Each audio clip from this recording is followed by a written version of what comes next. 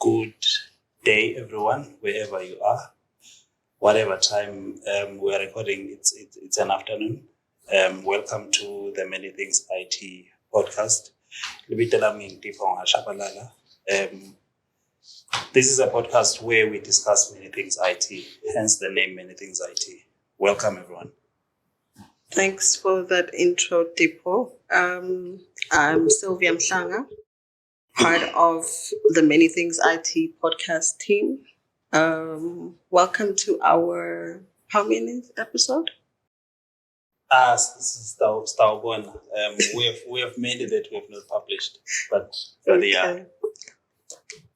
Thank you. Not a very creative name. Many Things IT in the grand scheme of things. But I'm Andisiwe Kayoni, part of the team. Looking forward to another great conversation. Sure.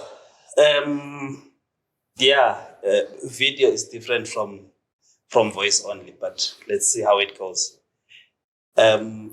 So again, to emphasize, we have said it in audio based recordings.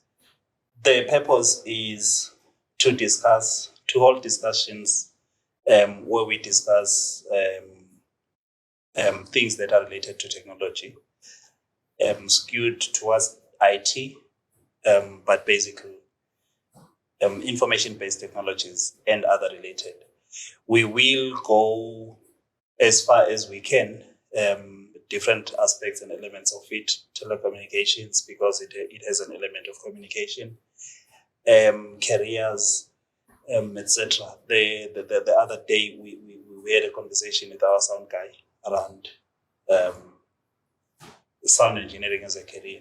That was a great episode. It was. That was a great episode. It was. So we will play into those domains. The purpose is to bring to light things that we observe, we experience, we work in the technology industry, but also we hope to influence for the positive a person that is looking to break into their career, a person who is in the industry, to inspire them to grow and maneuver ways and means of growing within it, as well as to promote creativity.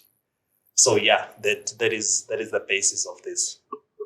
And Sylvia, what do you do? It's very random. Okay, the short version is I'm an auditor. Long version? The long version is I'm not the accounting financials type of auditor. That's what we like. Yes. I am a systems auditor, technology audit. Okay. What do they do? Wow, okay. That was unexpected. You should have told me to rehearse. You live it, you breathe it. Yes, I live it, I breathe it every day. So basically, systems auditing really focuses on testing controls around the different technologies that are used in your day-to-day business. Okay. Yeah. And who benefits from your work? The business benefits because once we've tested basically and highlighted the gaps or weaknesses, then it gives the business an opportunity to make the necessary improvements and close those gaps, so that they minimize the risk around their system. So, meaning Lapakashane is a customer that receives service from the business. Do I benefit in any way? Yes, you do. How?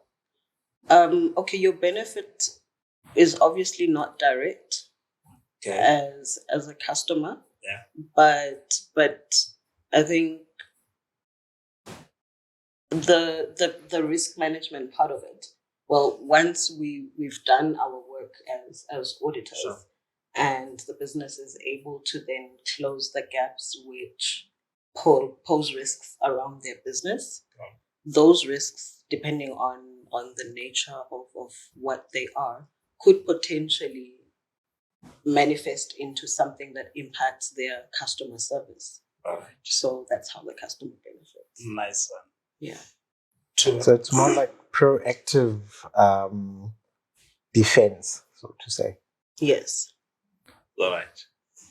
Think Nalenyela, we will get into that. We'll discuss that a little bit more. But probably we need to think about how do we reach out to other people that are doing the same. But I'm sure there would be an interest to one or two or many people out there as to what exactly it entails and how do you break into it and that. It does sound like a niche career. I think we can actually reach out to a few people who are already working in that space, and a few of them would be able to join us as guests and just basically share their life experience in terms of how they broke into the career and how things are working out for them now. We will explore that. And this do you love auditors? My experience with audits is one where, well, they're a useful ally, I think. Okay. Useful ally to you doing what? What do you do? So I do cybersecurity. Okay. I am a passion person, and being a passion person is very risky in the sense that we do things out of interest, right? And doing the same thing over and over again, you then tend to lose interest over time. Okay. So continuously you need someone to basically keep you in check. Yeah, just bring you back to focus. Even in the other ventures that I do, if it's business, I need a business person because I'll only do the passion part and end up needing that business person to sort of remind you that bring me we back are to running focus. something that should return. Exactly. So my experience with auditors has been relatively a positive one because there are many bullets that I end up dodging, where I could have slipped off and something bad would have happened. And because auditors exist, they just say, hey, you need to keep an eye on this. Okay. You are in cybersecurity. I am. Cybersecurity. Fortunately or unfortunately. To a layperson. Very brief. What is it? We are not delving into it. We will go into it. Okay. Cybersecurity is... I was watching one of my favorite movies today, Die Hard 4. It's basically one of those movies that brought me to where I am now. Okay. Where the whole USA, in the movie, the whole USA was basically attacked, and it was a cyber attack. But in the movie, you can see the real life impact of not having electricity because your provider is down. Yeah. Not having phone coverage because your provider is down. Not having access to your money. Yes. So cybersecurity, we seek to protect the things that matter to people. Yeah. And more often than not, we think the things that matter to us are the physical things. Yeah. When in actual fact, a significant portion of our lives has since moved to digital / cyberspace. Right. You know? So those things, that's my job, is to just continuously assess threats against those things and proactively seek to protect them. All right. Again, some other day we are going to delve into this. Cyber. Again, it also sounds niche. Yeah, I'm not a hacker though, but I know a few. Maybe we'll have one of those guys come through. Okay. Yeah. So it has different branches to it. Yeah, definitely. Hopefully, ethical hackers.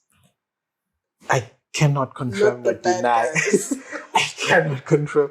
I know guys treading the edge. Hey, one bad decision away from. The From thing, being on the other side of Yeah. the fence. the thing though about it is that they are okay. So as an idea, the cyber related thing, profession, not profession. The profession is the good one, but dabbling in the cyber space as an idea, it's an exciting thing, and with a lot of influence also from movies where you find the hackers, the bad hackers, doing exciting stuff and getting away with things. It is easy for a person because all that you need a tool, which is a laptop, you need the internet, and then you try to work your way around. Other people stumble into things by mistake, and it can easily turn into a huge criminal offense. So, yeah, the ethical hacking part of it, ethical hacking is about putting ethics into this, being commissioned officially, the target being aware that you are doing what you're doing. But there are people that are hobbyists, people that are doing learning on online. They learn of different commands and they learn of different things that they can do to actually. Because a simple pin of an environment, of a public address, in a different context may be taken as an attempt to hack. Yeah, of course. Yeah. Of course. So yeah, but I think on careers we are going progressively and gradually are going to go into that. Sylvia was mentioning there may be people that we may bring in. We will use people that we know and people that we are with in the industry. Tap into their knowledge and ask them to assist us unpack a lot of things. But again, speaking of careers, Wait, sorry, before you go, what do you do? I mean, we've both, what do you do? right now, I manage professionals that are doing cybersecurity.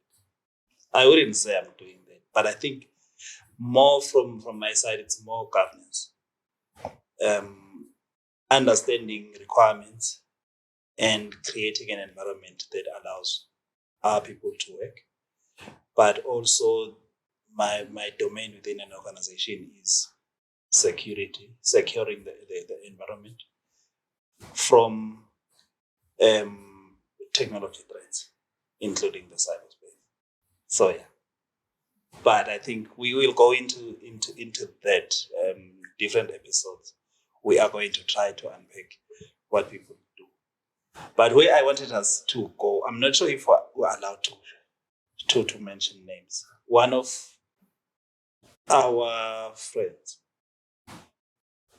recently left SRT.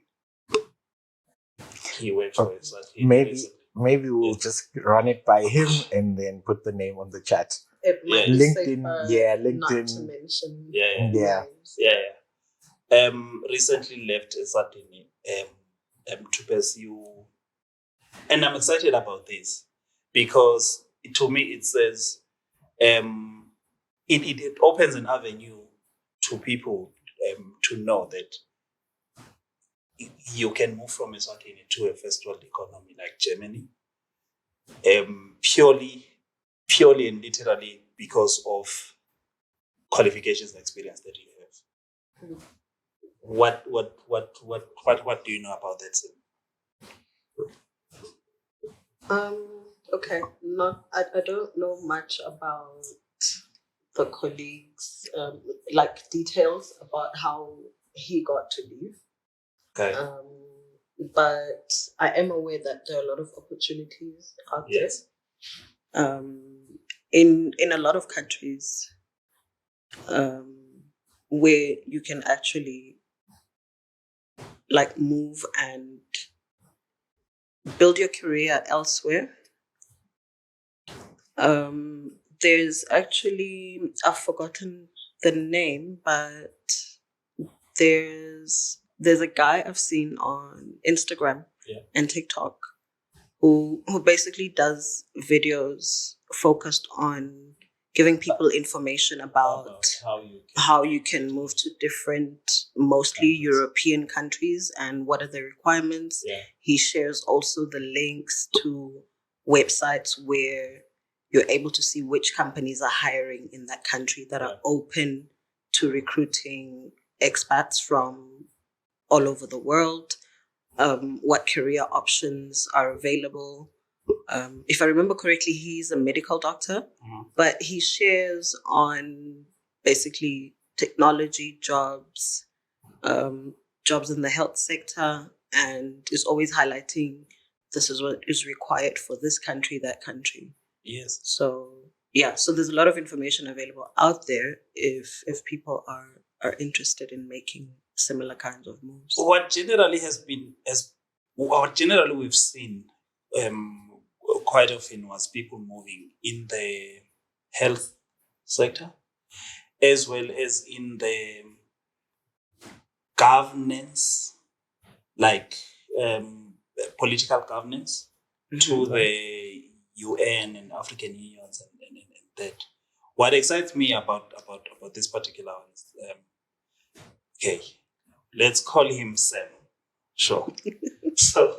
So Sam is an IT professional.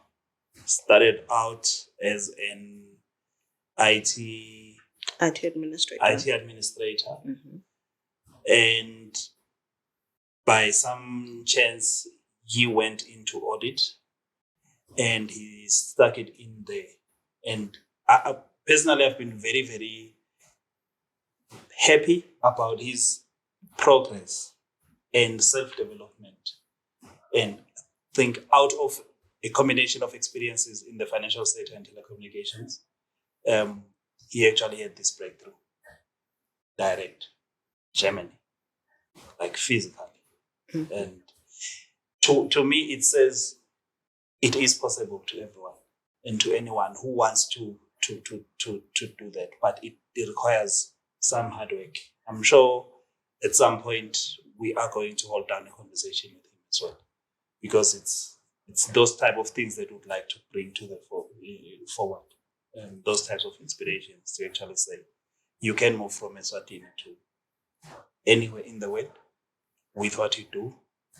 It depends on your continuous preparation. Comment, AK? Yeah, mine. I'm just sitting here and I'm thinking about brain drain. I think that's what it's called. Sure. Isn't that a real worry, though? I mean, we are often categorized as emerging markets. Yes. Countries that are on the rise. And the risk of losing our best and brightest is there. And these opportunities, good as they are for the individual and their families, it seems to me it may be to the detriment of the country as a whole. What's your take on that, Sylvia?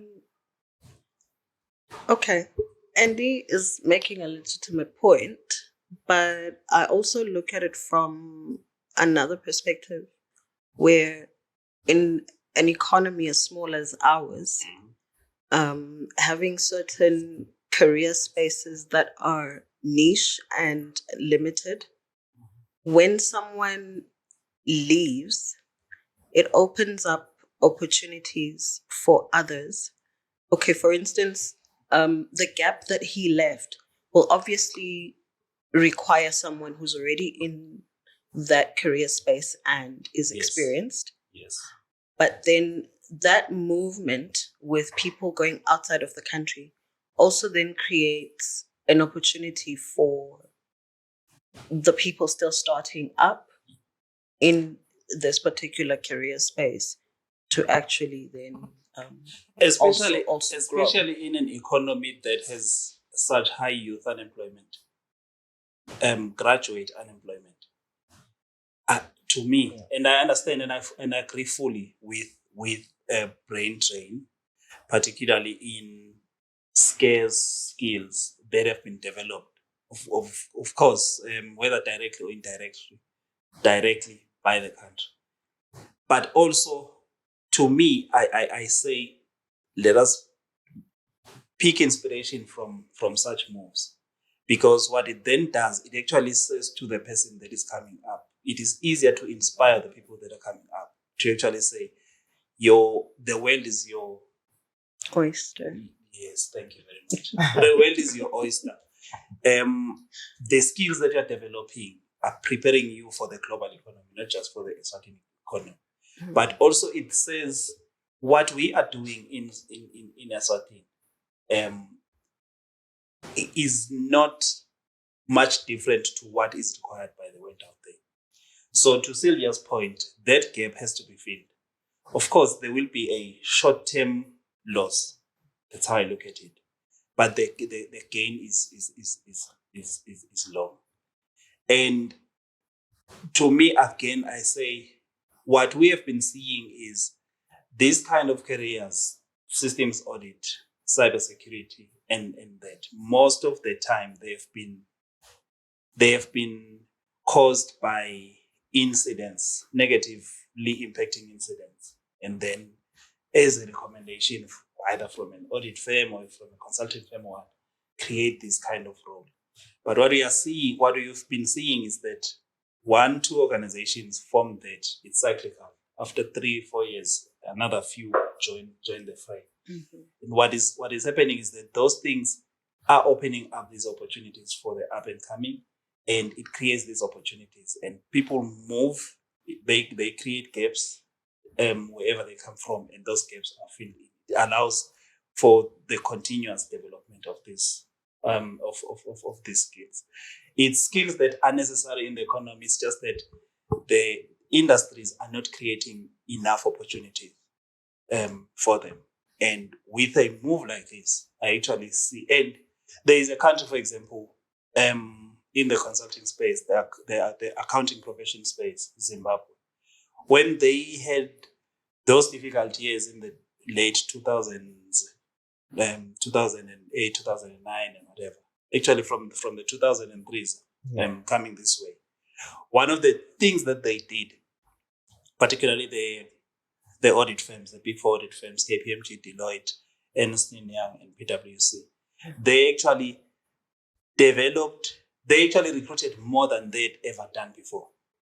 Not because the economy was stable. It wasn't stable. It was a very volatile economy. But they were recruiting people, developing them as fast as possible as they could, and then churning them out to the UK, to the Australias, and that. If you look at Zimbabweans in those economies, it's quite a lot. And it was a deliberate effort by these consulting firms and the audit accounting firms to actually develop that kind of skill. And I think we have an opportunity in the technology space to actually do that, because in the long run, 10 years from now, these people then start coming back with better experience, and the standards just lift up. And also some of them will come not necessarily in these spaces of their profession. They will come into leadership spaces. You never lose where you come from, and the requirements of those skills you actually understand very well to influence an industry at an industry level. And then so you then see some 5, 10, 15 years down the line, there is a boom in a particular line of study or profession because of these things that happen today.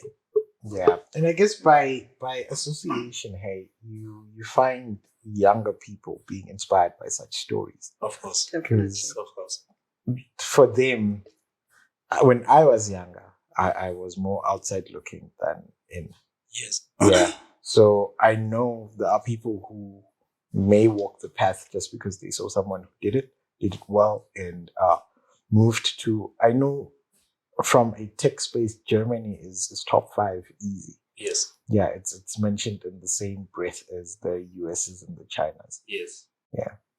Because of the industries that they have. Yeah, and for them They are cutting edge. And basically, you are actively seeking and putting your profile, your CV out there. Yes. Yeah. So, as they say in the modern popular culture, pop culture, shout out to our friend Sam. Yeah. Wherever you're watching, we are looking forward to holding down a conversation with you. Or we are going to reach out and ask to actually mention it in the bio.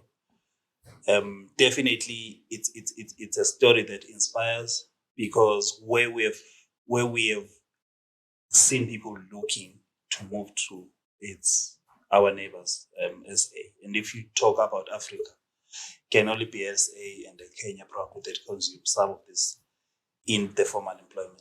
So yeah, shout out to my big friend there. Yeah, and I guess to our listeners, my shout out to them would be another pop culture phrase which says "shoot your shot, man." The world is your playground. But it's okay. Yeah, shoot your shot. Shoot your shot. If you see that post in the US, in wherever, just shoot your shot. I guess we'll never know. Do you ever do the shooting your shot? Depends. It depends, but yeah. Right. Also, that the guy mentioned who does the videos. Maybe we can share that. Yes. The link let's to his videos in the bio. Yeah, just for people to check it out and see what's out there. Yes. Yeah. Good. What else has been making the rounds?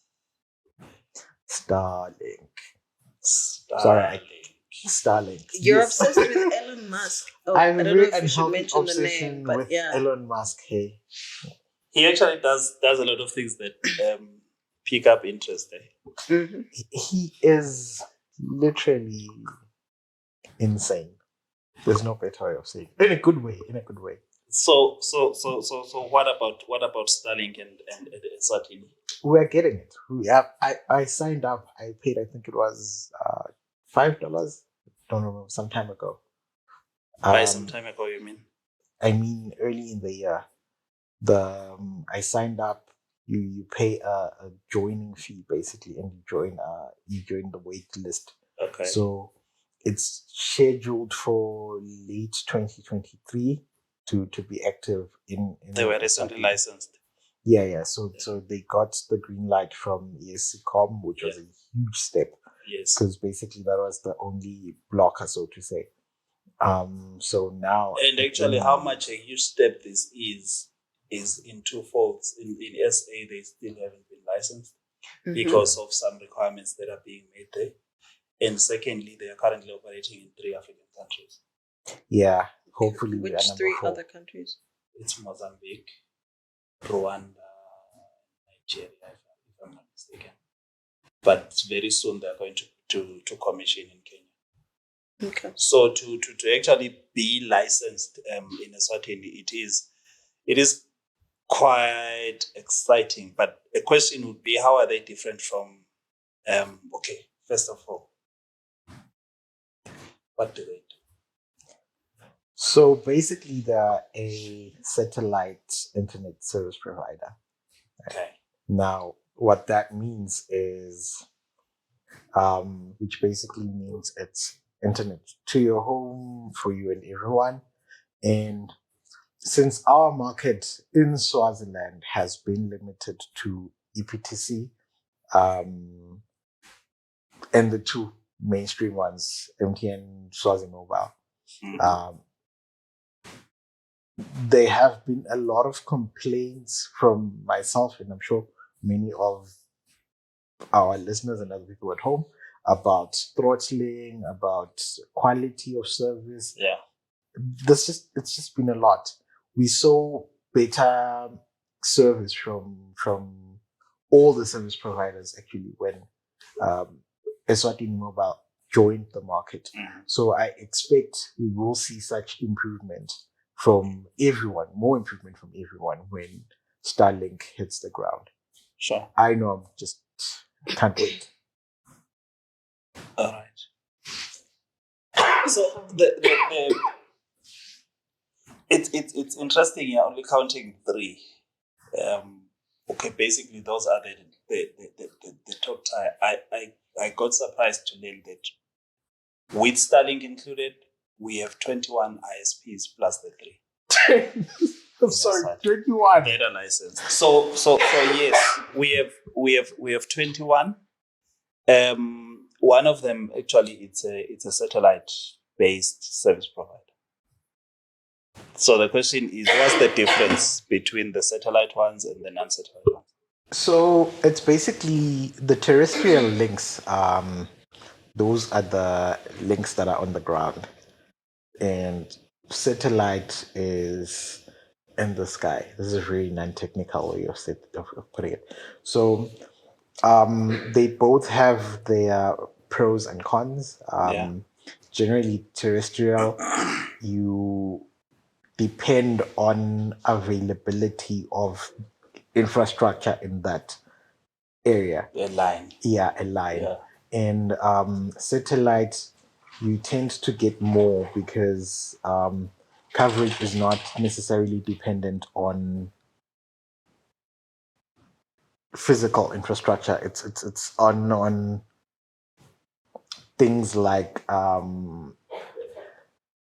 the area that you're in. Is it open? The signal strength, weather sometimes Yes. with satellite. So they both have their pros and cons, but Yeah. it's just one relies on infrastructure physically On and the then one on the yeah. ground, the other one uses infrastructure that is out and up there. Yeah. And Starlink are actually an Elon Musk company, Yeah. which is part of which is one of the assets, including one called SpaceX, Yeah. which basically Starlink is going to ride over the satellite investments that have been made by SpaceX. Yeah, I guess also that's feeding into my Elon Musk love-hate relationship, because SpaceX really seemed like a lot of money and resources were being invested in space exploration. Come back. Sorry, we had an emergency, a medical emergency. But yeah, SpaceX program really seemed like it was overly focused on space exploration, which Yeah. I think it may solve for huge problems in the future, but in the immediate, in the now, it didn't. Love-hate relationship with Elon, but Starlink is we the people, the public who consume the service are going to reap immediate benefits. Okay. I don't know. How are you feeling? I'm feeling better. Thank Okay. you. Yeah. Shooting shots. Shooting shots wakhwehlela ngamathimba. Thinking about the last shot you shoot. But yeah. So what's your take, Sylvia? Yeah, I'd also be interested in your take. On Starlink? Yeah. Okay, at this point, I don't really have a lot of information on them, but I'm definitely curious, and I'm one of those people who would be willing to try it out as soon as it's available. And like Andy had said earlier, Yeah. I'm on the list of the people complaining about the terrible service that we've been I've been receiving from my current ISP. So if there's a chance to experience something better and to actually get what we pay for, I'm all for it. Yeah, for a second I was excited there. I thought you were part of the waiting list. I'll get myself on the waiting list. Yeah. That shouldn't be hard. Yeah. So speaking of 21 ISPs, at least some of them, I was actually surprised. You said there was one that does satellite already. Which one is that? That's Swaziset. Mm-hmm. They're based at the Swazi Plaza. I've heard. Okay. Yeah. I was surprised actually. I looked through their packages. Their pricing is not far off from the rest that we have. Really? Yeah. It's just that they are sold out on a package which is 450 or 500 per month. But one I saw which is tailored for a small office, home office, it's 750 with a fair usage cap of, is it 1010 gigabytes per month, which is quite reasonable. Actually, it's more than reasonable. That is. I mean, it's not. It's not, but compared to everyone else. Yeah. If you get capped at 100 gigs, You get throttled at 800 gigs. These ones are talking about 1,000. Yeah, it's okay. My biggest concern with or complaint with the current service that we're getting is the throttling part. I really usage. What you generally see with usage is when you give someone internet for the first time, they will want to download every single thing. But as they live with internet, it just becomes a part of their life where now I don't download anything anymore. So my usage from when I started getting a better quality internet has since dropped. I'm only saying 1,000 is better than 100, than 40, than 10. Yeah. But anyway. But whoever is throttling there by MTN, I need to go out there and fight them. Anyway, yeah. some of the names here, I was just seeing them for the first time. By the way, I downloaded this from the SECOM website, which regulates and issues these licenses. They have listed POSIX, Real Image, ComIT. Yeah, I did not know them. I don't know. So if there's 21 on the list, DataNet, are they all operating? I don't know. DataNet, Journey, Dimension Data. I know how a Dimension Data would come in here. It's because of some corporates that use their services to bring in links from SA. No, okay. Yeah. Ion Stem, Touch IT, Swaziset, Computronics, No Remorse Investments. They say they trade as Prime Technologies. Wonderpod, Prosperity, Skyless Solutions, Tagaza Holdings, Afrimetro, Worldwide Communications Corporation, Roger Zix, Climatech, Micro IT Solutions, Audrey Deep, and Starlink. That's quite interesting, but I think some of those sound like side hustles. There's quite a few names there that don't ring any bell, but I guess that just means we don't know enough about what's out there. No. EPTC, MTN, and Certainly Mobile are given general licenses just across the spectrum because they do more than ISP services. Okay. Yeah. So they then do also provide these services directly to us as consumers. But these other ones, the expectation would be that most of them would get internet from them as wholesalers. Oh, okay. Because I know EPTC has been talking about bringing the fiber to the home, which it actually is here. Space. It actually is here.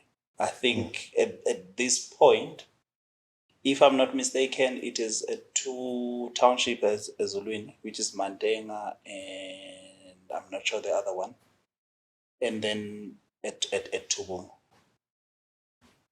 Okay. I'm like, so none for us at Mangwane. So are they doing a phased deployment, or are those pilot areas? I think it's a phased deployment. Okay.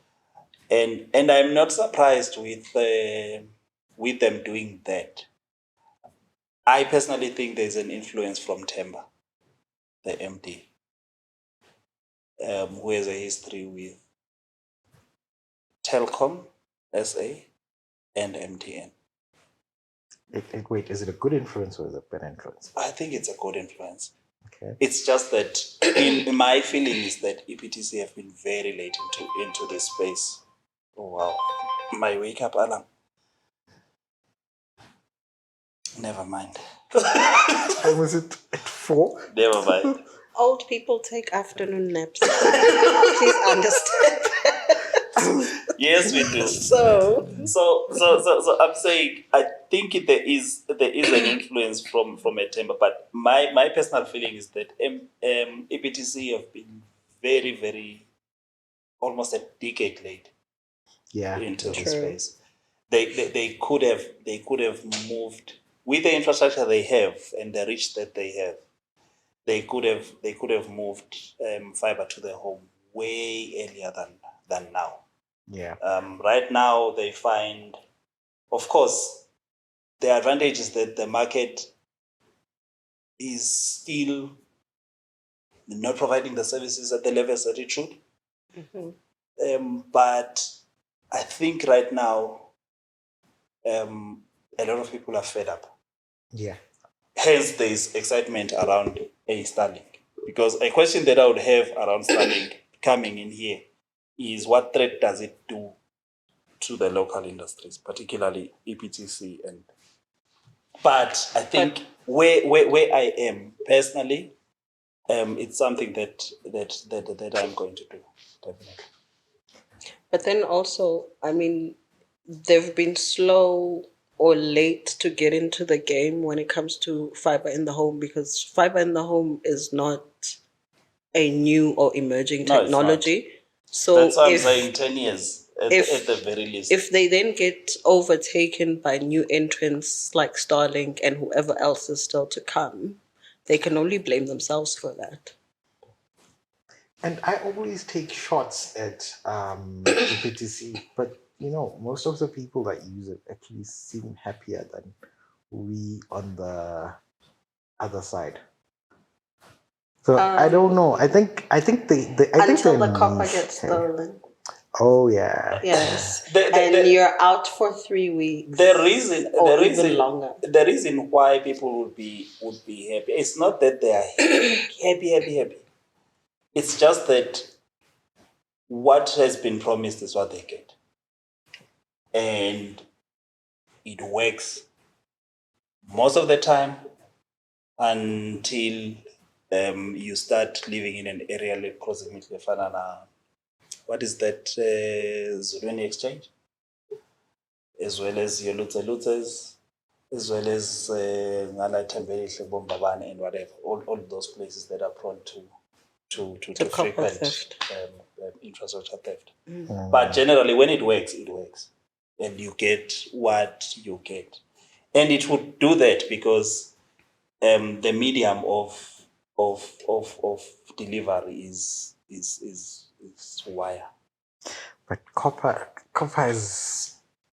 should be outdated now. But it is outdated. That's a story for another day. It is outdated. It is cheap. But then over time, if you factor in the costs of having to constantly replace over the past, let me say, 5-10 years, is it really cheaper? No, it is not. I think as well, in their defense, in EPTC's defense and any other provider that provides communication services using that type of infrastructure, it is what the organization's competencies are towards.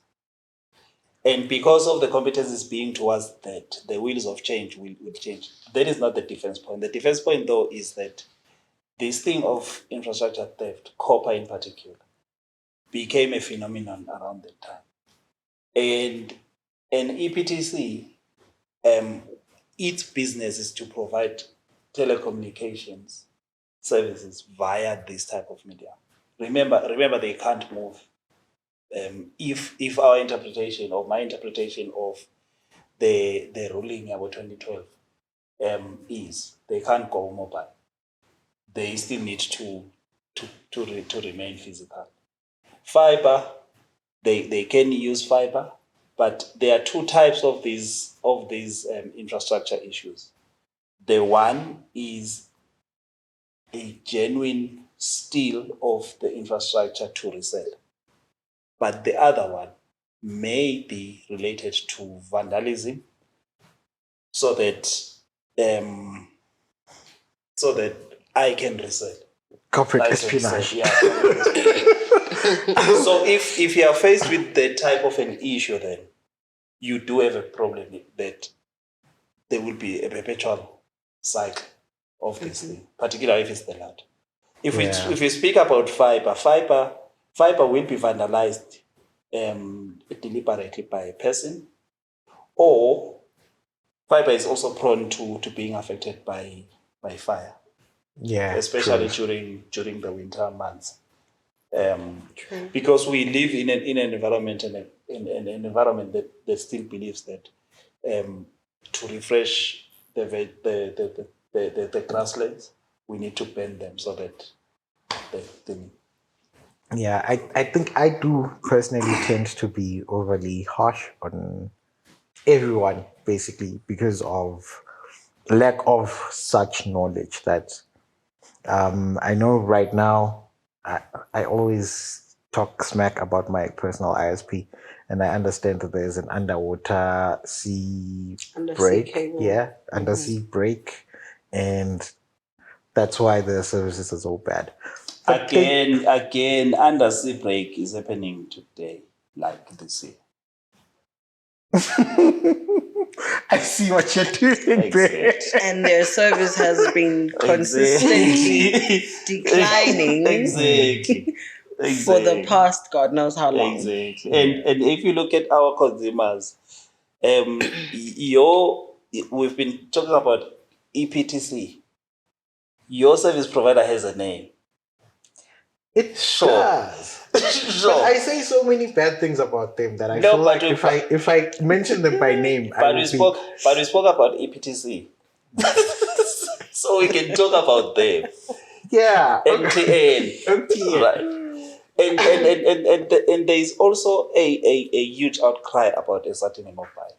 And personally right now I'm mentioning these three because really everyone that is providing internet as a fourth party to you as a consumer, they are wholesaling it from the three. Yeah. I think something somewhere can be made right. I understand the cost, the cost of maintaining the infrastructure, ensuring that it is over. But the reason these entities are in business, they're in business purely for that, to provide those services, and their job is to ensure that their infrastructure is up to speed to provide the services. Yeah, but throttling is a scam, though. Hot take: throttling is a scam. We also need to go back again because there is a wholesaler to the wholesaler. Again, unfortunately, it's EP3. At what rates are they wholesaling to the wholesaler? Cost. Because if we're honest, the cost of internet in a certain is just economic growth limiting. Yes, I completely agree. I'm very passionate about the subject because of how I engage with the world. I feel like a lot of the work that I do and a lot of the work that so many young people in the country want to do and should be doing is limited by the fact that they cannot afford internet. There is a lot of learning that happens in GitHub. What's this other one? Code. Yeah, but there's a lot of learning that exists on the internet and we can't get access to because don't go very technical. But YouTube, yeah, YouTube. I have a question though. Tipho was talking about how the cost of internet is limiting. So the other new entrants and Starlink and the like, is there coming into the market somehow making things cheaper, which will directly benefit the consumer, or are they just maintaining the same rate as the other players that are already existing in the market? My hope is they will do away with throttling. I think the pricing issue, there is a devil that we may not know what hint they have, which is ESCOM, because my understanding is that they also have a say in the pricing. But if Starlink comes in and charges pretty much the same as what everyone else is charging, minus throttling, completely take away throttling, we will all be better off for it, because it means everyone else then has to basically adapt to the not throttling approach. And once that happens, the consumer will benefit, of course, because in our market, in our communities, we do want to share internet. I want the young person who is looking to finish their research to come to my house, connect to my Wi-Fi, and do their work. But I cannot do that right now because I am capped, and once I get throttled, internet becomes unusable for the both of us. So we cannot even benefit from even before you hit the throttle. Once you have 5 devices connected, it's a nightmare. So to me, I think Starlink, and I don't know enough. Looking at how they provide internet in terms of the technology and structuring and that, they are a potential game changer. The issue, an expert also in to untangle for us the issues of the legislation. So in Eswatini, the wholesaler to wholesalers, which is EPTC, is the only authorized entity to bring internet into Eswatini. But I do think with Starlink there is a little bit of a difference. Hence, I'm talking about around the 2012 Squadron issue around e-gateway for MTN at the time. So basically, MTN is not authorized to bring directly internet into the country. The picture may have changed. I don't know enough. So because of that, because internet comes through the country through one gate, in theory, then these ISPs will wholesale it from EPTC. And because of that, it depends on the rate at which they get it. And then they apply a markup which they pass down. Of course, there has been effort to reduce. If you compare 5 years ago to now, the cost of internet have reduced, but it is still on the high side. And then secondly, the other issue is the quality of service. But as much as there may be a legitimate reason for how this whole thing is structured, to me, there is no in terms of the legislation, or it's just politics and how it's being done. But no one is thinking about the single point of failure and how that is inherently a problem. They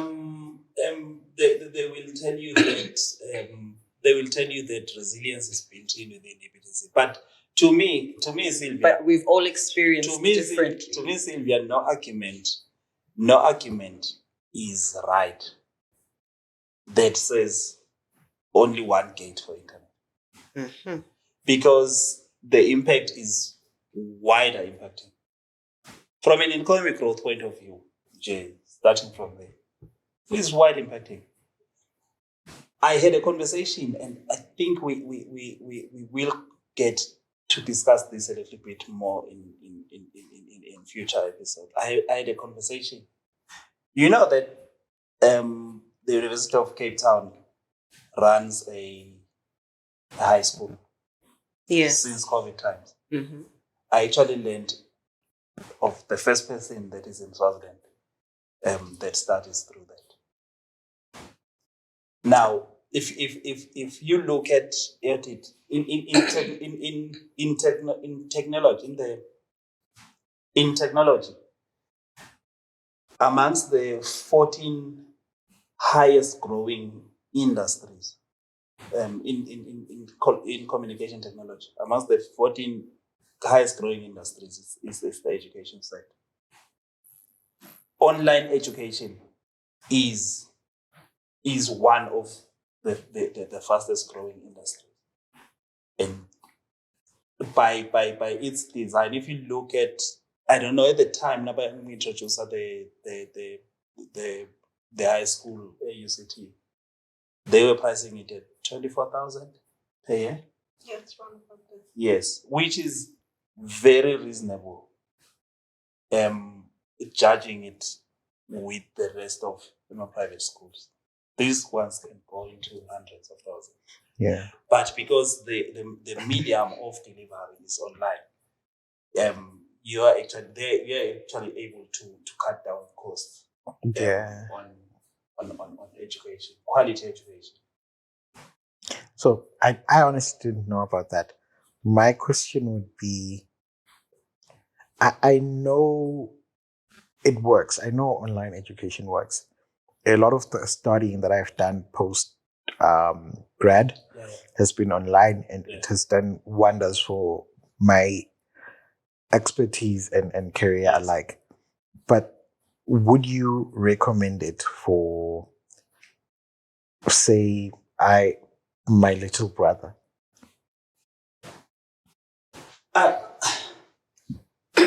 Based on the conversation that I had with a person, with a person whose family member is studying, it's a space that I think we would do well to explore. But I also look at my kids. There's quite a lot of things that they have learned online.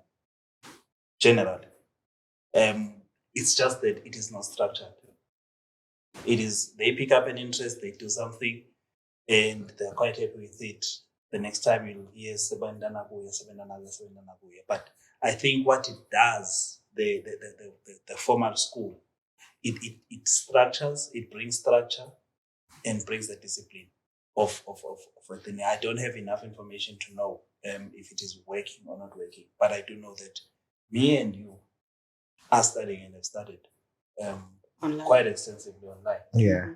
So with the discipline, I think at an earlier age, with discipline being brought in, there's quite a lot that can be achieved. And in terms of reach, there is no limitation of we can only take 30 of my students because of the class linga. We can't admit more than 100 because our lecture halls can only take up to so much. But also, we have seen there's quite a lot of people that we know that have graduated at UNISA. Yes.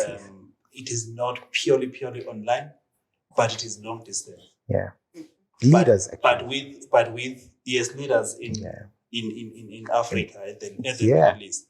But if now you imagine if, because those people have been well learning by interacting with the modules being printed. Now, if then you bring in the element that they would sit and attend to lectures online, it is even way much better and way much easier. So there is a lot of these opportunities that we are missing out on. I honestly see it as something that can work, but obviously each person needs to then do their own evaluation in terms of, okay, this is my younger sibling or this is my child. Yes. You assess in terms of when they were in your mainstream schooling system. Yes. How much of working independently were they able to do? Were they disciplined in terms of completing their assignments on time and all that? Because if you take someone who was struggling in the mainstream setup and was always submitting their work late and expect them to just work, fit into a scenario where they have to work more independently, that might be a struggle. But I'm seeing it as something that a lot of people could actually benefit from, and it's worth exploring. Sure. Hopefully the ISPs will be ready. As a country, we need to get everything right, legislatively, and just having the commitment, the political will to actually open up a space that has proven on a number of countries that it is there to turn things around. But I think what we've touched on today is quite a lot of things that have a potential of being explored further. I think the onus is on us to approach people that we believe and think that they know enough about certain things. We may be off the mark with a number of things, but our assessment is based on what we observe.